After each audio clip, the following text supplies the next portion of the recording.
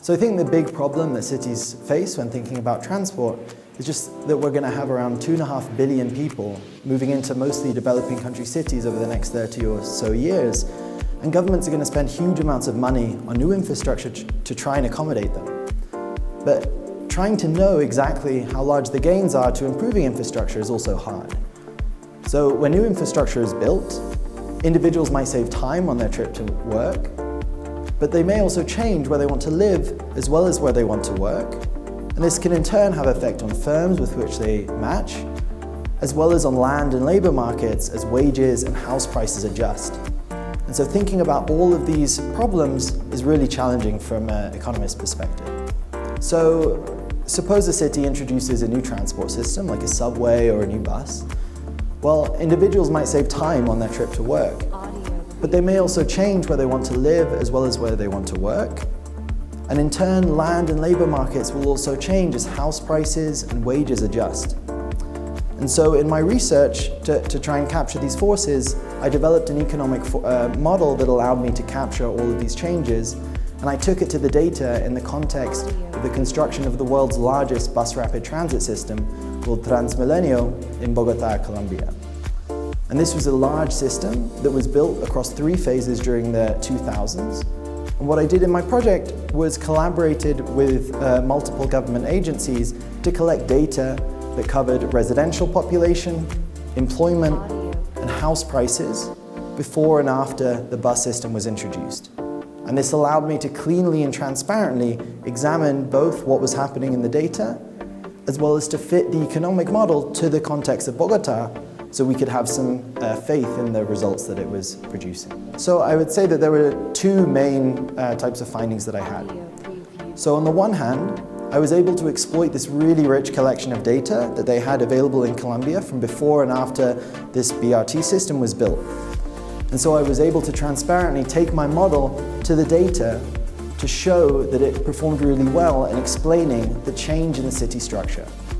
So I observed that people were moving where job accessibility improved. House prices also increased in those locations to reflect the higher desirability of living there. And I also found that firms responded to the improved access to workers. So employment rose in the center of the city, where firms now could access all of the workers who lived in the different peripheral parts of the city. And in turn, I also found that land markets responded there. Commercial property prices rose, and the share of land allocated to commercial use also responded. The second type of finding that I was able to provide in the paper was to try to quantify the effects that the bus rapid transit system had on the city. In terms of the aggregate effects, I found that it led to large benefits that were more than worth the cost of its construction. So at my most conservative estimates, it increased GDP of the city by around 2.7%, even after I net out the cost of operating and constructing the system, and worker welfare improved by a similar amount. In terms of the distributional effects, I found that low and high skilled workers benefited about the same from the policy, meaning that this was a policy that led to fairly equitable impacts across worker skill groups. Yeah, so I think there were 3 main policy takeaways from my paper. First, I found that location matters. So building the BRT lines along the most commuted routes led to the largest welfare gains. And this is intuitive. If we want to improve welfare for most of the citizens living in the city, we should reduce commute costs along those routes where most people are actually commuting day to day. The second finding was that I found that there are large returns to providing complementary services that enable workers to easily access these mass rapid transit systems. So in the case of Bogotá, they provided this feeder system, or alimentadores, which were regular buses that used normal streets at the periphery of the city, which were hard to access hard for the city to build these main arterial BRT routes. But individuals could access these feeder buses just by swiping their Transmilenio card, and at no additional fare they could get on these buses, which would take them to the terminals or portales at the end of the lines, and they could then transfer and use the Transmilenio trunk lines to access the rest of the city. And what my model suggests is that this feeder system increased welfare more than any other single line of the Transmilenio system. And so given the fact that running these additional buses at no extra cost is fairly cheap relative to the cost of building a large BRT system, I think that's an important takeaway for policymakers. Third, I found that there were large returns to cities pursuing an integrated transit and land use policy. So what I found in the case of Bogota is that zoning regulations, which were relatively restrictive and quite unclear for developers, remained in place and unchanged over the first two phases of the system. What this meant was that in the data, even though house prices were rising, developers weren't able to provide new housing construction to respond to those increased prices. So what I did is I simulated the effect of a policy based on what cities in Singapore and Hong Kong have done to great success, which is called a land value capture scheme. So the particular one that I modeled was one in which the government increased permitted zoning densities in locations nearby new stations, and they then sold permits to developers to build in these locations on the private market. They then use revenues from those permits to cover the cost of constructing the BRT. And what I found is that the revenues from that policy would cover between 18 and 50% of the cost of building the BRT system, depending on how mobile we think the Colombians were from the rest of Colombia into Bogota.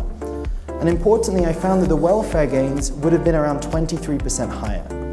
And this is because by increasing housing in places where accessibility improved the most, we're allowing more people to reap those benefits. And I think this is a really important point, given that the cost of changing zoning regulations is relatively inexpensive next to the cost of building large mass rapid transit infrastructure. So the main challenge that cities face is that over the next coming decades, over 2.5 billion people are going to move into mostly developing country cities. And so with that movement is going to come an associated congestion as our streets get more clogged. And governments are going to have to come up with a lot of money to spend on new infrastructure to relieve this congestion in a cost-effective way. But trying to measure the benefits from this sort of infrastructure is challenging. So when new infrastructure is built, the most direct effect is that I might save time on my trip to work, but I may also change where I want to live as well as where I want to work.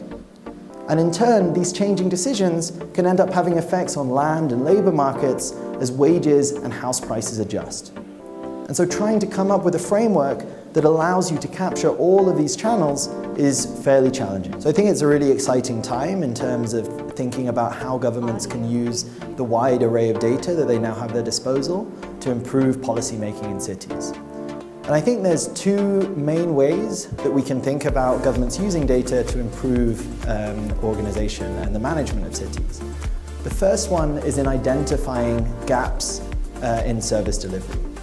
So for example, we might collect data from Google Maps on speeds throughout the day on different road links to try and identify which roads in the city are most congested and where we might want to target policies, be it new transport infrastructure or speed cameras and traffic police to try and reduce some of that traffic congestion. So the second benefit to governments of using data is using it to provide insights into which are the best policies to best tackle the challenges that they face in their cities.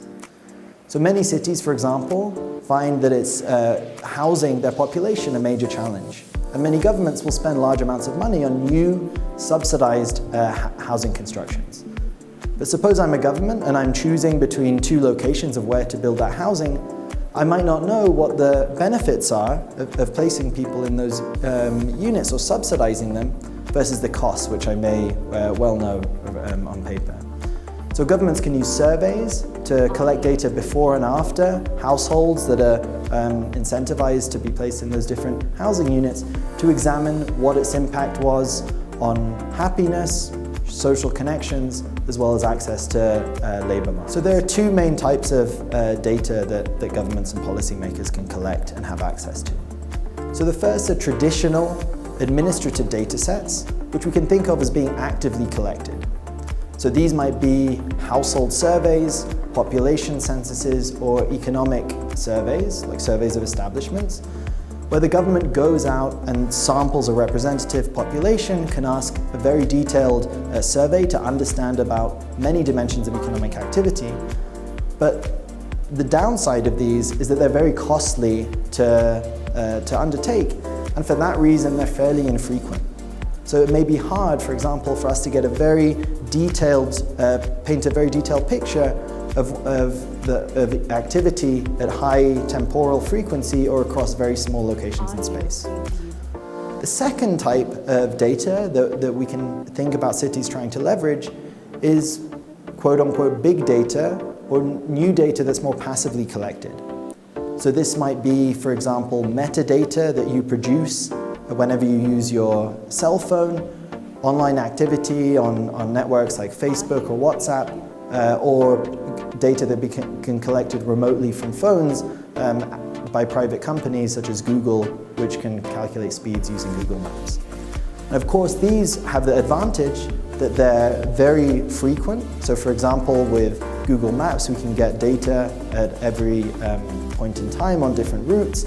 Using traces of activity from cell phone data, we can see where people are and who they're communicating with across very small units within cities, across all times of day.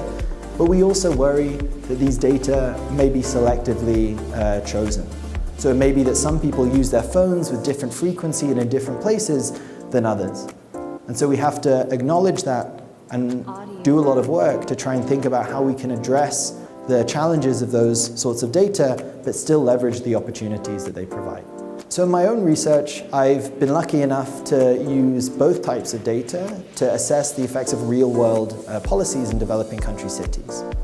So in one project in Bogota, I evaluate the effect of the world's largest bus rapid transit system. It was built during the 2000s, exploiting very detailed administrative data collected by the city of Bogota before and after the system was built. But unfortunately, this isn't always the case. Bogota has a fantastic data infrastructure, but we can't always find this across developing country cities. So for example, in another project in Mumbai, we wanted to understand the effect of the redevelopment of the city's textile mills that occurred during the 2000s, where old vacant textile mills that were previously prohibited from being redeveloped into other purposes those restrictions were lifted during the 2000s, and we saw large skyscrapers going up on most of these 58 textile mills that took up around 15% of land in central Mumbai. One of the outcomes that we wanted to see was how building a skyscraper in a location may affect the incentives to developers to redevelop slums close by. So in that project, we used machine learning and developed a neural network architecture to measure slums from high-resolution satellite images. And because those satellite images were available between 2000 and 2016, spanning before and after this policy change was introduced, we were able to use that to create a new data set that would allow us to provide insight onto exactly how this redevelopment had changed the nature of formal housing in the city of Mumbai. In a new project in Amman, we're marrying both sets of data. On the one hand, we're using detailed administrative data set from the population and economic census, available from 2005 to 2015, spanning the large influx of refugees that occurred following the Syria crisis. And so we're able to use this to get a very detailed look at what happened over a long period of time to neighborhoods as this large amount of people moved in. The second data set that we're using is cell phone metadata available from the summer of 2015 onwards. And this will allow us to see at high spatial and temporal frequency the location decisions of refugees as they're migrating into Amman from the north of the country and adjusting to life there. We'll be able to see how their choices of where to live and work change over time, and how those patterns are informed by the social connections that they make with those around them. So I think there's two primary purposes that governments can use data within cities. The first is to use data to identify gaps in services and to ultimately use that to improve service delivery. So for example, we might collect data on the speeds on different roads from Google Maps every 10 minutes or so throughout a day to be able to identify which parts of the city are most congested, and in turn which parts would benefit the most from improvements in transit, be that new mass rapid transit technologies or even softer policy interventions like traffic police or speed cameras. The second use of data for governments to improve the organization and management of their cities is to use it for policy evaluation. So suppose I'm a government and I'm spending money to provide new low-cost housing, since housing is a challenge in many developing country cities.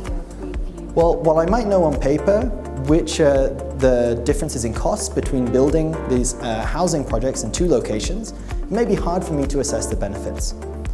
But I might be able to conduct a survey of households before and after they're placed into different housing locations to evaluate exactly what the characteristics of buildings and locations are that matter for individuals' welfare. Be that happiness, their access to friends and neighbors to make connections, or their access to jobs in different parts of the city. And after we do that, we can then use those results to inform future policy and future expenditure on housing construction.